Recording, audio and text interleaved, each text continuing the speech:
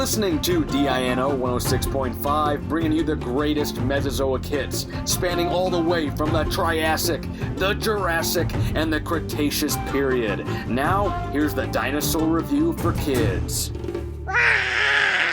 Welcome everyone to the Dinosaur Review for Kids podcast, brought to you by the Stomp Chomp Roar company. Now, what is the Dinosaur Review for Kids podcast?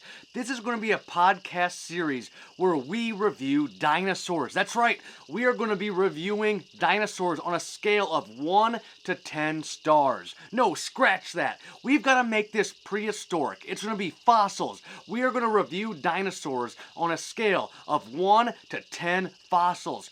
10 fossils being some of the best dinosaurs and 1 fossil being some of the worst dinosaurs. Now, before we get started, you can check out the Dinosaur Review for Kids podcast on a number of platforms, including YouTube, SoundCloud, Google, Apple, and iHeartRadio podcasts. Now, before we start getting into the nitty-gritty and start going into the rules of what is the Dinosaur Review for Kids podcast, let me introduce you to myself. My name is Dinosaur Ranger Anthony, and I am the owner and lead park ranger of Stomp Chomp Roar. Now, what is Stomp Chomp Roar? We provide prehistoric-themed education and entertainment for a number of things. Birthday parties, elementary school classrooms, child cares, retirement homes, public and private events, anything that needs dinosaurs, I am there for the job. Now, a little bit of background about myself. After graduating as a patriot from Millard South High School, I went and got my Bachelor's of Science degree in communication, where I studied broadcasting at the University of Nebraska at Omaha. Now, all through high school and college, I worked at a local Pizza Hut making pizzas, flipping pies up in the air, and I even became the general manager of my location. Now, while I was in college, I was one of the anchors for the Omaha News, and I was also the general manager of MAV Radio, and that was the college-run radio station on campus. Now, right after college, I went straight to KMTV, a local television station. That was my passion. I wanted to really do broadcasting at the time. So I went and worked for them as a production assistant, where I ran the morning newscast, television, the television cameras, the teleprompter, I edited a news video, and whatnot. I started getting into marketing a little bit. That sent me to Piccolo's Florist, and they're owned by the McCarthy Group of Florists. And what they do is they own a lot of flower shops all around the country, and I was their social media director. Now, after that, I went to Caesars Entertainment, where I ran direct mail and email campaigns, and then I went to Omaha Steaks, where I started making custom landing pages for all their marketing channels. Now, where does Stomp Chomp Roar come into the picture? Well, you guys, in the spring of 2017, I bought my first Jeep Wrangler Unlimited. I threw some Jurassic World decals on it. The car was baby blue. It looked awesome. I would go to grocery stores, restaurants, gas stations, and the kids, they'd come up to my car and their parents would be like, "Hey, can my son, my daughter take a picture next to your Jeep?" Go ahead. Boom, that's the light bulb moment, you guys. So over that year, so now we're in the summer of 2018, I register the name Stomp Chomp Roar within the state of Nebraska. And for the next year, I'm just developing all the ideas for one birthday party package. So going into this winter, into 2019, I'm developing all the activities, all the games for that one birthday party package. So in the summer of 2019, I have my open house, and in October of 2019, I have my first birthday party. Totally awesome feeling making that first dollar. I'll love that family forever for booking me.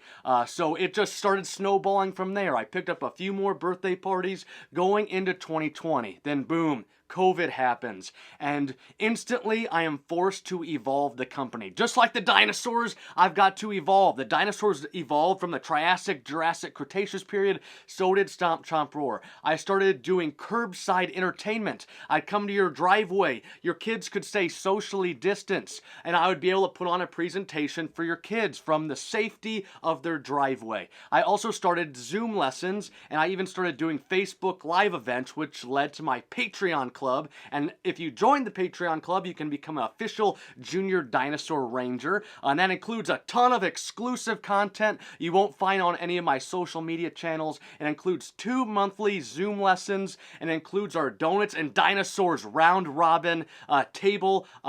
We do that once a month, where we bring a discussion, something to talk about, and we let all the kids kind of voice their opinion of what the topic is for that month. So maybe extinction or whatnot. But anyway, so the business kept evolving. We kept evolving the business. We did the Patreon, the Zooms. We go into 2021. COVID's kind of starting to wind down a little bit. I developed my fossil cart in the summer of 2021. So I've got all my replica fossils on the fossil cart. I've got my dinosaur figures, my Volcano 2.0. The thing is really awesome, you guys. So I started taking that into daycares and hopefully more into elementary school classrooms going into the fall of 2021. So the business just continues to evolve. We've got about 30 different packages on my website, and it all started from one birthday party package. So it has been totally a lot of fun. That's a little bit about Stomp Chomp Roar and the journey that we've been on over the last couple years, and it's been totally awesome. So you guys, if you want to check out the Stomp Chomp Roar company, you can go to stompchomproar.com. You can check us out on about any social media channel.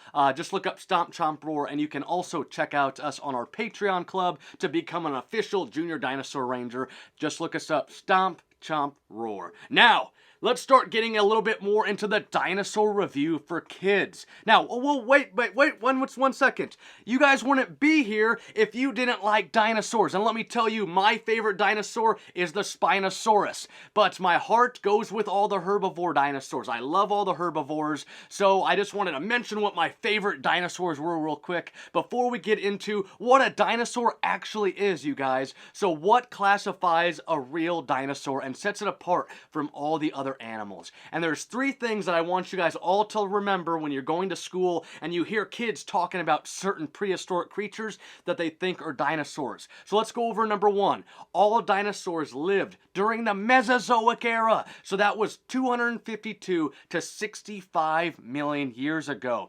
And it consisted of 3 time periods: the Triassic, the Jurassic, and the Cretaceous period. So Jurassic Park, that's where they get the name for the movie. It's one of the time periods when dinosaurs lived. So dinosaurs, terrestrial dinosaurs, they lived during those 3 time periods. Dinosaurs are extinct today. Jurassic Park isn't real. Dinosaurs only lived during those 3 time periods during the Mesozoic era. Now, what about this guy right here in front of me? It's the Dimetrodon. Look, he's got this sail. Spinosaurus has a sail. He looks pretty reptilian, right? He is not a real dinosaur. He actually lived during the Permian period, and that was a period right before dinosaurs even existed. That's right, I found him in dinosaur toys. You see him in TV shows, movies, all kinds of pop culture. He is not a real dinosaur. He lived before dinosaurs even existed. Now, that's number 1. Dinosaurs lived during the Mesozoic era. Number 2, all dinosaurs lived on land. That's right, terrestrial dinosaurs live on land. So what about this guy right here? This is a pteranodon, or Hollywood likes to call him pterodactyl. They get pterodactyl from the family name, and that's pterodactyloid. That's a subgroup of pterosaurs. All the pterosaurs are the flying reptiles of the Mesozoic era. They can be split up into a couple different suborders. One of them is pterodactyloid. It's kind of like I have a German Shepherd. He's a dog, so the family name is a dog. It's the same thing for our pteranodon here. So his real name's a pteranodon, you guys. He's flying up in the sky over the Mesozoic era, over Pangea. He probably flew over T-Rex. He lived with T-Rex, but he is not a real technical dinosaur. Now, same thing with this guy right here. I caught him from the Missouri River this morning. He's a mosasaur. He's swimming around the waters of Pangea during the Mesozoic era, but he doesn't live on land. That makes him not a dinosaur. So all those prehistoric sea creatures you read about, our mosasaurs, our ichthyosaurs, our plesiosaurs, pliosaurs, those are not real dinosaurs because they did not live on land. That is number 2. You had to live on land. Number 3 is your legs that go directly below their bodies. Look at this Sarcosuchus right here. You can see his legs, they go out to the side like this. He's kind of waddling back and forth. His belly rubs on the ground. His tail drags behind them. Dinosaurs, their legs go straight down, like this Brachiosaurus right here. You can see how tall he is. His legs go straight down underneath his bulging belly. He's got this belly, it doesn't rub on the ground, and his tail does not drag behind them. So that is the third thing to be classified a real dinosaur, you guys. 1, you had to live during the Mesozoic era. 2, you had to live on land. And 3, your legs go directly below your body. So when you go to school, your kids are talking about Dimetrodon, Pteranodon, Mosasaurs. Those are not dinosaurs, and remember that. So those are the 3 things to be a real dinosaur. Now, let's go into the Dinosaur Review for Kids podcast and what it's all going to be about. How are we going to be reviewing these dinosaurs? What dinosaurs are we going to be reviewing? We're going to be reviewing all kinds of dinosaurs, carnivores, all the theropods. We're going to do herbivores, all the sauropods, all the ornithischian dinosaurs. So we're going to do everybody, and it's going to go on a scale of 1 to 10 fossils.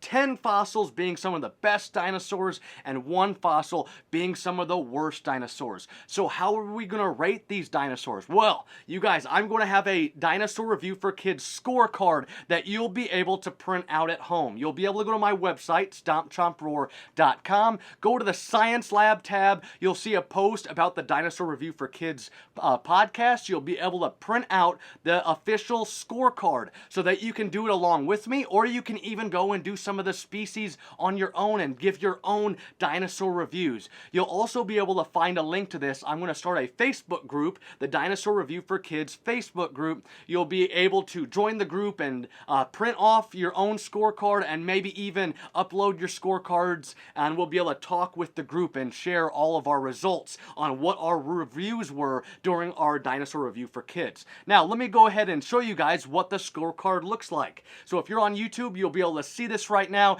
This is the Dinosaur Review for Kids scorecard. So you'll see you'll be able to fill out a few things at the beginning of the scorecard, put in your name, your date, and you'll be able to put the dinosaur's name. Now down here we go to the official scorecard down here. There's 4 boxes that we've got to fill out before we give the dinosaur their review. So the first one is, how big was the dinosaur? You'll be able to list their length, their height, their weight. Next, we'll go over how fast the dinosaur was. Were they fast like Gallimimus, or were they slow like Stegosaurus? Next, we'll list some of the weapons and the defense that the dinosaur might have had. So what are some offensive weapons? Maybe they had claws, teeth, a big bite force. Maybe they had horns, and maybe a gigantic size. What's some defense items? Maybe they had horns, plates, spikes, frills, sails, clubs, or maybe they even have a gigantic size like the giant sauropods. Next, where did it live? What was the species timeline? Did this species evolve with the times of the Mesozoic era? Did they adapt to their environment, or did the species go extinct rather quickly? And then I'll also mention how old they lived. Maybe they lived 30, 40, 50 years old, and then I'll mention what year this fossil was found in the fossil record. So after we fill out those 4 boxes, you guys, that will give us the score out of 10 fossils. That's right, we'll get scores out of 10 fossils. Now, at the bottom of the official scorecard, you'll see the dinosaur fossil scale, and that'll help us determine where we're going to fall on the scale of 1 to 10 when we pick out their stars or their fossils. So, the size. If you're a dinosaur that's 85 feet, you can see there that most dinosaurs are within 1 to 85 feet long. So, we're going to know that our dinosaur that we are reviewing is towards the top of the scale on length. So, it's going to be the same thing with our height, our weight, and our speed. Now, I also list a bunch of weapons and defense for our offense and our defensive dinosaurs. And I also list right there the Mesozoic era timeline, 252 to 65 million years ago. And you'll be able to determine about how long your dinosaur species lived during the Mesozoic era. So you guys, that is the official scorecard. You'll be able to print that out on my website, again, StompChompRoar.com, or join the Facebook group, Dinosaur Review for Kids Facebook group, and you'll be able to print that off. Now, something really fun we're going to do. This is episode 000.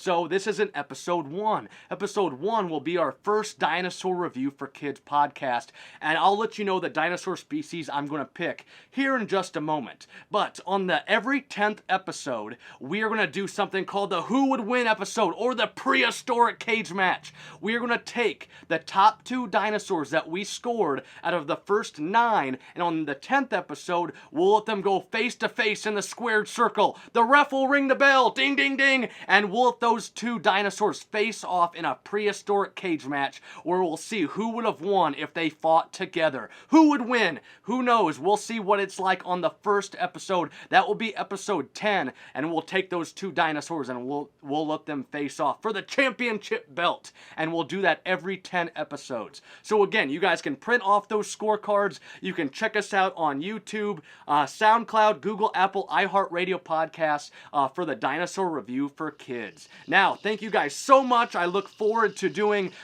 maybe someday we'll get up to around the 700 different dinosaur species that scientists have uncovered. But until then, you guys can check out my Patreon club. Just search Stomp Chomp Roar and you can become an official Junior Dinosaur Ranger. And that includes the monthly Zoom lessons where you get to interact directly with me and we get to talk about whatever the topic of discussion is for that lesson. Now, our first review is next. I'm going to record it right now so that I can upload these first 2 podcasts at the same time. You guys go ahead and hit play. The first podcast is going to be about, you guessed it, the Tyrant Lizard King. It's going to be about the Tyrannosaurus Rex. I got him right here, and he's excited for the very first podcast. Now, you guys, my name is Dinosaur Ranger Anthony, and I look forward to hearing from you guys. And as always, keep digging for dinosaurs.